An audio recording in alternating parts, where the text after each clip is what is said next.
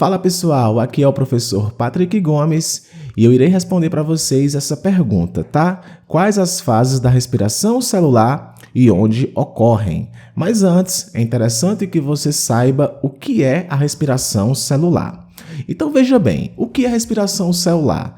A respiração celular é um processo em que moléculas orgânicas são oxidadas e ocorre a produção de ATP, a adenosina trifosfato, que é usada pelos seres vivos para suprir suas necessidades energéticas. O corpo humano não armazena ATP. O ATP, assim que é produzido, é imediatamente utilizado em alguma reação química. Então, não existe estoque de ATP. Existe estoque de matéria orgânica que é fonte para a produção de ATP. Mas, Patrick, quais são essas moléculas orgânicas que são fontes de energia? Bom, o carboidrato é a principal fonte de energia, o lipídio também é utilizado como fonte de energia e até as proteínas também podem ser utilizadas como fontes de energia a partir de um processo de gliconeogênese, onde os aminoácidos são convertidos em moléculas de glicose. Mas a molécula de carboidrato é a principal fonte de energia e quando falamos acerca do processo de respiração celular, queremos dizer que a molécula de carboidrato será oxidada. E o que é que tem nessa molécula que é importante para a produção de ATP? Essa é a cerejinha do bolo. Existe na molécula de glicose, que no caso é um carboidrato do tipo monossacarídeo, que é utilizada para a produção de ATP, mas não compõe o ATP, é apenas utilizada para a produção do ATP. E aqui eu tenho uma imagem de um ATP. Antes da molécula ATP existir, existe o ADP, que é a adenosina difosfato. Então, o que é que acontece no processo de respiração celular? O que nós chamamos de fosforilação. Essa molécula de ATP acaba recebendo um novo grupo fosfato. Isso porque a energia que é utilizada nas reações químicas, ela é advinda justamente da ligação que acontece entre os grupamentos fosfato. Então, imediatamente acontece gasto de ATP e o ATP volta a ser ATP. Tá? Depois que ele se torna ADP, ele volta a ser ATP e fica nessa ATP, ADP, ATP, ADP. Gastou energia, o ATP virou ADP. Produziu energia, o ADP virou ATP. Só que veja só, a matéria orgânica como carboidrato, ela é utilizada para acontecer o processo de fosforilação, que é a adição de um grupamento fosfato à molécula de ADP para se tornar ATP. O ATP não é estocado. Assim que ele é produzido, ele é imediatamente utilizado em alguma reação química. Por essa razão é que o carboidrato, por exemplo, é armazenado em seu corpo, justamente para quando você desejar produzir ATP, você oxidar esses carboidratos, que no caso se encontram na forma de glicose. E aqui eu tenho a glicose como sendo a principal fonte de energia, tá? Você geralmente come aí disacarídeos, polissacarídeos e a digestão converte essa matéria em glicose, que cai na corrente sanguínea e pode ser estocado na forma de glicogênio, por exemplo, que é um polissacarídeo. E a glicose, sendo a principal fonte de energia, é ela que entra dentro da célula e acaba sendo oxidada.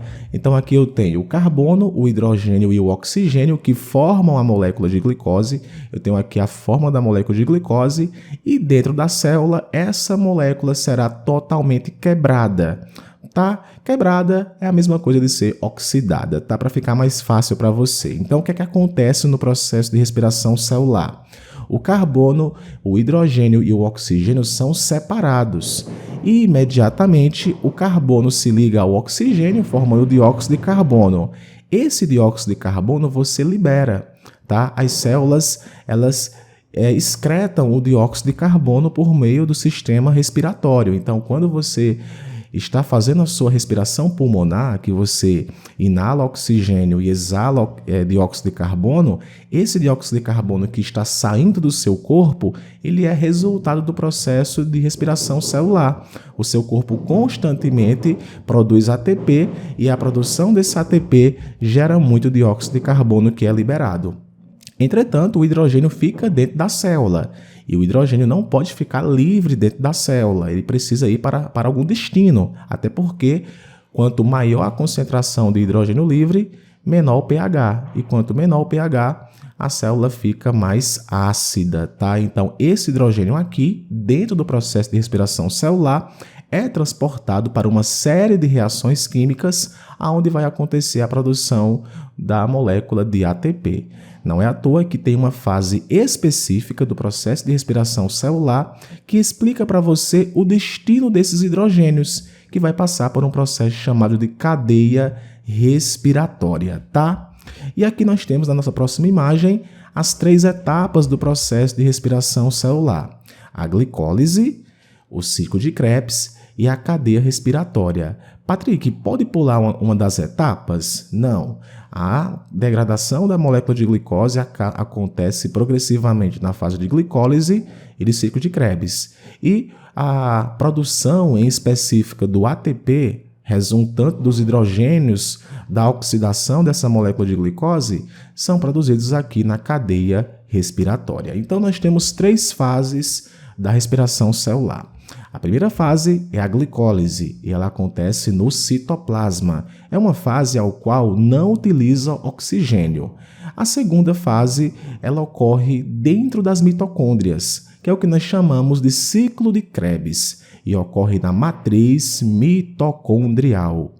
E a terceira fase é a cadeia respiratória, e ela acontece na membrana da mitocôndria, ocorre aqui nessa parte da membrana interna da mitocôndria.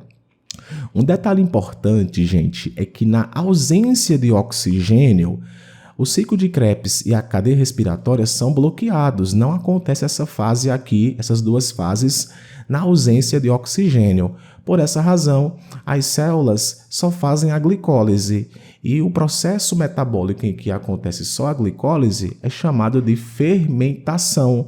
Então, a fermentação, por exemplo, é um processo de produção de energia onde não se utiliza oxigênio, é um processo anaeróbico.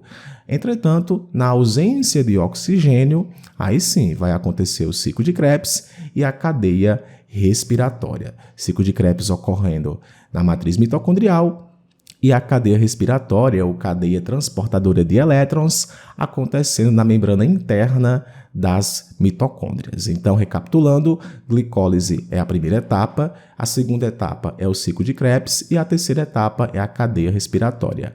A oxidação completa da glicose acontece na fase de glicólise e na fase de ciclo de Krebs. A cadeia respiratória é responsável especificamente pela produção de moléculas de ATP, justamente graças a esse combustível que é o hidrogênio que entrou dentro da cadeia e atuou aí sobre uma enzima chamada de ATP sintetase, onde ocorreu a ligação de um grupo fosfato à molécula de ADP, formando assim o ATP.